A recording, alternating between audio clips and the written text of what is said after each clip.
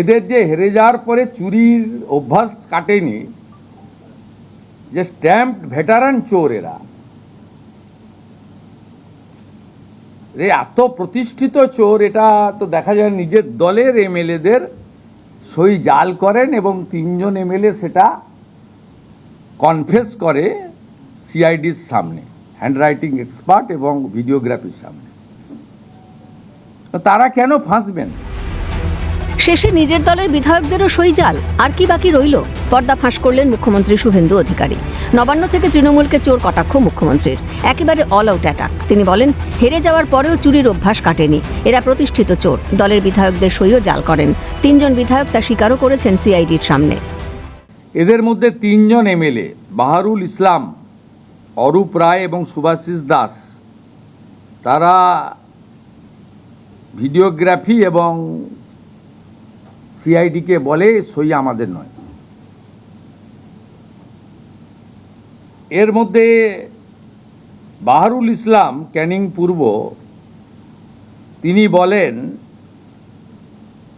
He was present at his residence and ভাঙড়। উনি কলকাতাতেও আসেননি। এদের যে হেরে যাওয়ার পরে চুরির অভ্যাস কাটেনি, যে স্ট্যাম্প ভেটারান চোর এরা,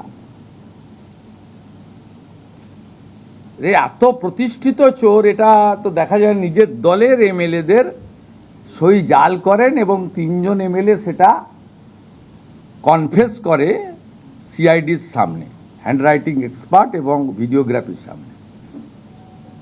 তো তারা কেন ফাঁসবেন? সই জাল বিতর্কের সূত্রপাত হয় তৃণমূলের তরফে পরিষদীয় দলের দলনেতাদের নাম চূড়ান্ত করে বিধানসভা সচিবালয়ে প্রস্তাব পাঠানোকে কেন্দ্র করে। দেখা যায় একাধিক বিধায়কের সই মিলছে না। এরপর স্পিকারের কাছে লিখিত অভিযোগ জানান ঋতব্রত বন্দ্যোপাধ্যায় ও সন্দীপন সাহা। এই অভিযোগের প্রেক্ষিতে এফআইআর দায়ের হয় হেয়ার স্ট্রিট থানায় এবং স্বরাষ্ট্রমন্ত্রী হিসেবে এই মামলার তদন্তভার সিআইডির হাতে তুলে দেন মুখ্যমন্ত্রী শুভেন্দু অধিকারী। সেখানেই কার্যত কেঁচো খুঁড়তেই বেরিয়ে এলো কেউটে সাপ। নিজের দলের বিরুদ্ধে জালিয়াতির অভিযোগ তুলেছেন তাঁদেরই দলের বিধায়করা। তৃণমূলের 13 জন বিধায়কের মধ্যে 3 জন, বাহারুল ইসলাম, অরূপ রায় এবং শুভাশিস দাস, স্বীকার করেছেন যে ওই নথিতে তাঁরা সই করেননি। নবান্নে এমনটাই জানিয়েছেন মুখ্যমন্ত্রী। 20 মে তৃণমূল কংগ্রেসের সাধারণ সম্পাদক তিনি একটা রেজুলেশনের কপি পাঠান 70 জনের এমএলএ সই করা। 27/5 2 জন এমএলএ এই যে রেজুলেশনের কপি, এতে ব্লক লেটারে 10 জনের নাম লেখা আছে। ব্লক লেটারে তো হয় না। টিএমসির 2 জন এমএলএর অভিযোগের ভিত্তিতে স্পিকারের নির্দেশে প্রিন্সিপাল সেক্রেটারি হেয়ার স্ট্রিট থানায় একটি এফআইআর করেন এবং হোম সেক্রেটারির নির্দেশে আমার অনুমোদনে পুলিশ মন্ত্রী হিসেবে এটাকে সিআইডিতে দিয়ে দেয়। এদের মধ্যে 3 জন এমএলএ, বাহারুল ইসলাম, অরূপ রায় এবং সুভাষিস দাস, তারা ভিডিওগ্রাফি এবং সিআইডিকে বলে সই আমাদের নয়। এদিন কটাক্ষের সুরে মুখ্যমন্ত্রী শুভেন্দু অধিকারী বলেন, তারা কেন ফাঁসবেন? মালের দায়িত্ব আরোহীর। নিশানায় তৃণমূলের সর্বভারতীয় সাধারণ সম্পাদক অভিষেক বন্দ্যোপাধ্যায়। একই সঙ্গে আইনানুগভাবে শাস্তি গ্রহণের হুঁশিয়ারিও দিয়েছেন মুখ্যমন্ত্রী। তারা কেন ফাঁসবেন? মালের দায়িত্ব আরোহীর।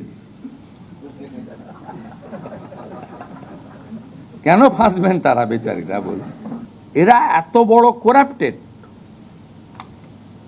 এবং আমি সিআইডিকে বলেছি, ভারতীয় ন্যায় সংহিতাতে ফৌজদারিতে যা যা আছে অ্যাকশন আমরা নেব। মুখ্যমন্ত্রী স্পষ্ট করেছেন, এখানে রাজনৈতিক প্রতিহিংসার কোনো বিষয় নেই। শুভেন্দু অধিকারী বলেন, প্রতিহিংসা আমরা নিতে চাই না, কারণ তৃণমূল দলটাই উঠে গেছে। কিন্তু এর সঙ্গে সংবাদ মাধ্যমের প্রচার, তাতেই মনে হতে পারে প্রতিহিংসা নিচ্ছেন, কিন্তু প্রতিহিংসা আমরা নিতে চাই না, কারণ উঠে গেছে পার্টিটা। তো চুরি দুর্নীতির সঙ্গে ওতপ্রোতভাবে জড়িত তৃণমূল। পরিষদীয় দলনেতার নির্বাচনেও সই জাল, আর কত নিচে নামবে? জল খোলা হতেই তৃণমূলের অন্দরে বড়সড় ভাঙন। দল থেকে বহিষ্কার করা হয়েছে ঋতব্রত বন্দ্যোপাধ্যায় এবং সন্দীপন সাহাকে। তবে সিআইডির স্ক্যানারে অভিষেক বন্দ্যোপাধ্যায়। রাজনৈতিক বিশ্লেষকদের মতে, সত্য প্রমাণিত হলে স্বাক্ষরকারী তৃণমূল বিধায়কদের বিধায়ক পদ খারিজই নয়, বিরোধী দল হিসেবেও তৃণমূলের অস্তিত্ব থাকবে কিনা তা নিয়ে তৈরি হয়েছে সংশয়। জল কতদূর গড়ায় সেটাই দেখার। তবে বিধানসভা নির্বাচনে ভরাডুবির পরেও লজ্জা নেই।